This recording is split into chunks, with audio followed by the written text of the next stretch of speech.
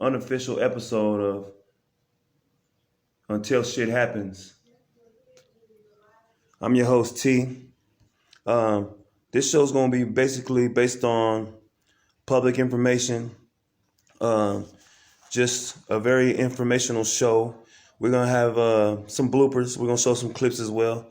But the show is basically until shit happens. Everybody wants to be black until some black shit happens. Everybody want to rap until some rap shit happens. Everybody want to be street until some street shit happens. So we're going to break into a number of topics on this show. We're going to start talking about, gun safety, gun reform, criminal justice reform.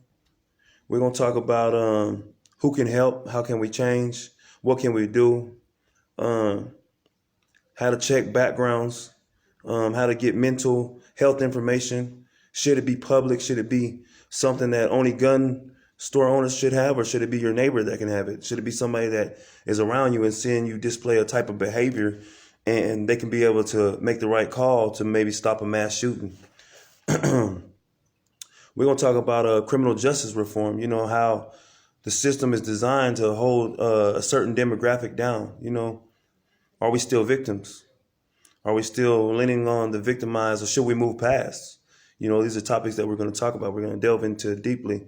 We're going to have some financial information on here, man. We're going to talk about different ways to use your money, how to build credit, how not to use credit to pay your bills. We're going to talk about just replenishing your community and gentrification and regentrification and different things like that. We're going to talk about fashion. We're going to talk about sports. We're going to talk about these athletes, the ones that acting like they street dudes, and want to be hood and fight on the court and displaying a type of behavior. We're going to get into some deep topics, but we're also going to show some clips. We're going to show some clips of, people doing everyday things, portraying to be something they not, portraying to be something that they didn't grow up as. We're going to laugh, we're going to have some fun, we'll have some jokes, we're going to talk about some spiritual things, some love, everything. But my first topic today is, it's a professional athlete by the name of Mr. Kaepernick. And great quarterback, great stats. He did great things for the league. He's trying to do great things for our people, but sometimes we have to look past that ideology of being the victim, being somebody who needs everybody to look at us because, even though his stand, the reason why he stood was great and it was heavy and our people kind of needed it, I think he could have helped a lot more people with a contract. We're going to get another $40 million contract, another $90 million contract, funneling money into youth programs and community restructuring and different things like that, opposed to kneeling during the national anthem and disrespecting the whole country, basically. I can understand you. I understand your message and your words, Mr. Kaepernick, but a lot of people followed you. A lot of young men and women followed you, and they followed your movement, and your movement led to nowhere. You know what I mean? It was part of a big movement, a worldwide movement to what? To what end? To what avail? Because the same kids that were kneeling, they got kicked off the teams, the same kids that missed college opportunities for kneeling, the same kids that, felt victim to your movement are now missing out on opportunities that they could have had.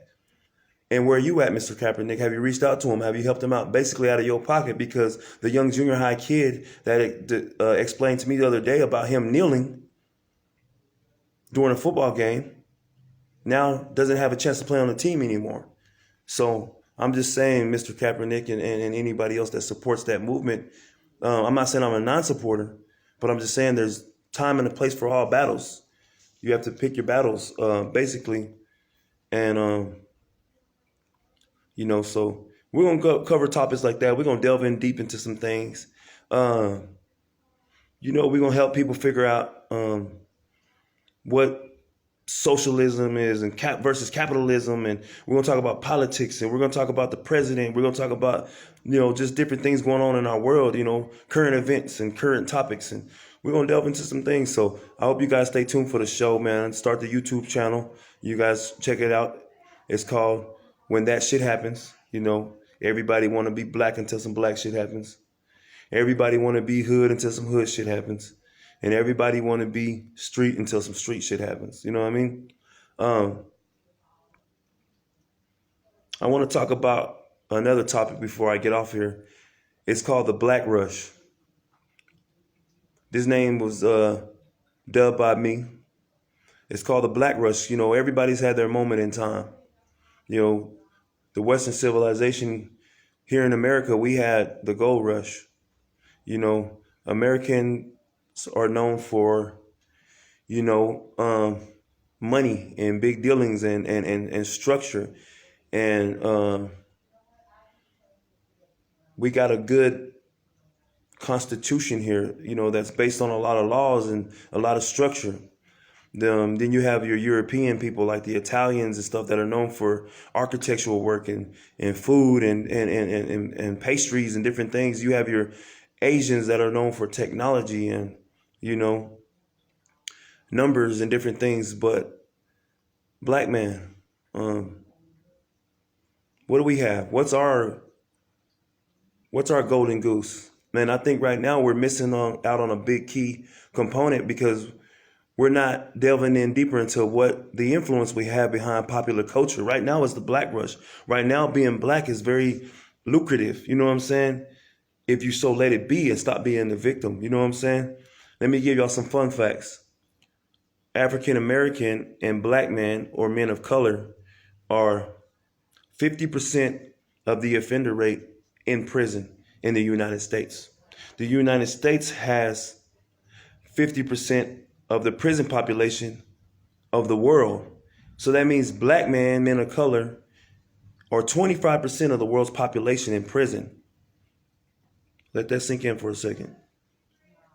But we're only 13% of this country. We are 110% of the influence of popular culture throughout the world. We engine popular culture. We push the envelope. We change the game. We shift paradigms. Every fashion mogul, every company, tech company out there, they're trying to push their products to us because once we wear it, once we market it for them, then other people want to buy it, the people with the money. You know what I'm saying? Right now, it's very good to be black. We need to mind this entertainment industry. Doesn't mean everybody has to be entertainers. Doesn't mean everybody has to be rappers. It doesn't mean everybody has to be actors. But a lot of people can be lawyers and financial advisors.